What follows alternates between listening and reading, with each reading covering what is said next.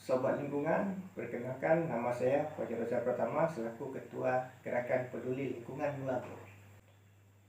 Tujuan kami mengikuti kegiatan ini adalah untuk mengedukasikan kepada khalayak ramai melalui media sosial tentang kegiatan peduli lingkungan. Kami bergerak di bidang kampanye pengurangan sampah plastik sekali pakai. Kegiatan ini kami lakukan sejak tahun 2020. Kegiatan ini dilakukan di Kabupaten Aceh Barat, tepatnya di Kota Mulago.